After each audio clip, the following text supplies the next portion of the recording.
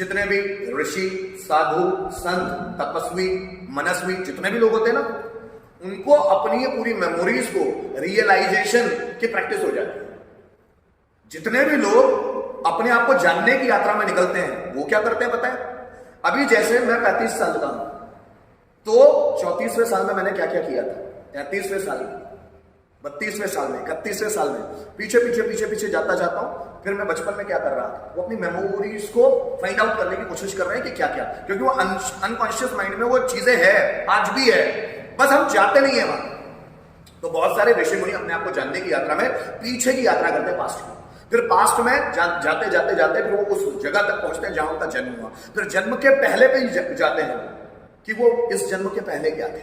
फिर वो ऐसा करते करते 1 जन्म, 2 जन्म, 10 जन्म, 100 जन्म, 1000 जन्म तक पहुंच जाते हैं। फिर ऐसा व्यक्ति सिद्ध हो जाता है, उसको अपने बारे में सब पता रहता है, और ऐसा व्यक्ति अपने फ्यूचर के बारे में भी जान सकता है। तो ये चीजें किसमें दी हुई है पता है? The power of subconscious mind. इसमें कुछ चीजें दी हुई है, कुछ चीजें मैं आपको ऐड करके बता रहा हूं। तो सबकॉन्शियस माइंड में बहुत सारी चीजें आती जाती है मेमोरी से, पर हम जो डेली रूटीन में जिन चीजों का इस्तेमाल करते हैं वो सबकॉन्शियस माइंड में रहती है, जिन चीजों का इस्तेमाल नहीं करते वो अनकॉन्शियस माइंड में सबकॉन्शियस माइंड शिफ्ट कर देता है। इसलिए हमारे दिमाग में ज्यादा लोड नहीं रहता। आप सोचो दिन भर में आप जितनी भी चीजें कर रहे हो, जितनी भी चीजें याद कर रहे हो, और सब के सब आपके सबकॉन्शियस माइंड में रहे, तो सबकॉन्शियस माइंड हैंग होने लग जाएगा। वो जो सबकॉन्शियस माइंड है ना, वो हैंग होने लग जाएगा।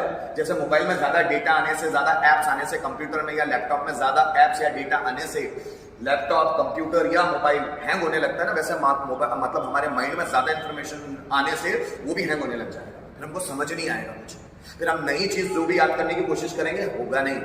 तो भूलना ये बहुत अच्छी प्रक्रिया है, बहुत अच्छी प्रक्रिया है। बहुत सारे लोग बोलते हैं सर मेरी मेमोरी कमजोर है। अच्छी बात है कमजोर, क्योंकि तुम्हारा मन ज्यादा पावरफुल होगा तभी तुम्हारी मेमोरी कमजोर है।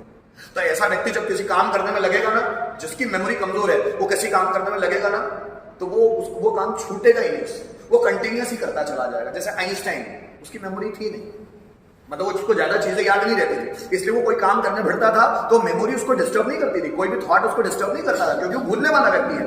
ज्यादा से ज्यादा चीजें वो भूलता है, और जब व्यक्ति ज्यादा चीजें भूलता है तो समझ लेना उसका मन बहुत पावरफुल, वो किसी काम में लगेगा उसी में लगा रहेगा, उसी में लगा रहेगा। जैसे बच्चे की मेमोरी नहीं है, वो ज्यादा चीजों को याद नहीं रख पाता, और उसको बर्डन भी नहीं है अपनी चीजों को याद रखने का। तो इसलिए व्यक्ति, वो बच्चा जब भी खेलने कुछ भी काम करता है तो पूरा भिड़ जाता है उसमें, क्योंकि उसका मन पावरफुल है, उसकी बुद्धि जरा सी है।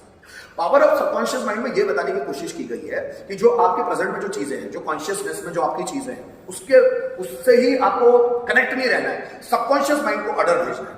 देखो कोई भी व्यक्ति अगर सफल है, और जैसे आप बोल रहे हैं ना, रहस्य बुक में वो फंडा दिया हुआ है कि उस लेडी ने अपनी शादी के बारे में सोचा और कार की जगह खाली रखी, तो वहां कार खड़ी हुई, उसको लाइफ पार्टनर में मिला, बहुत सारी चीजें कि भैया वो कार के बारे में चिंतन मनन ज्यादा सोचने लगा। तो एक बार ऐसा हुआ कि कार वाकई वहां आ गई, है ना, कि वो लाइफ पार्टनर ढूंढने लगी। लाइफ पार्टनर ढूंढने के लिए बहुत अपने लाइफ पार्टनर के बारे में सोचना शुरू किया, तो एक दिन उसकी लाइफ में लाइफ पार्टनर आ गया। हाँ, जेम्स एलन की बुक है जिसका नाम है as a man think it, उसमें जेम्स एलन इसी बारे में बात कर रहे हैं।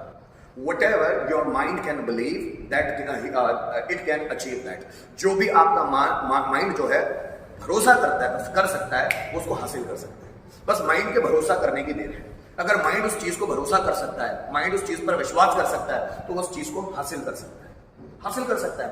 मेन है अब ये जो बोल रहे हैं ना कि सोचना पड़ेगा, that is the positive thinking, जिसमें कृष्ण भगवद गीता में इसको पॉजिटिव थिंकिंग का नाम लेते हैं। लेकिन उसी से सब कुछ नहीं हो जाएगा। कृष्ण बिल्कुल इसके अपोजिट बात करते हैं। पॉजिटिव थिंकिंग रखनी है कि मुझे कोई काम करना है तो उस काम को मुझे करना है, लेकिन अगर वो काम नहीं भी हुआ तो मुझे ऑप्शन ढूंढने कि उस काम को कैसे करूं।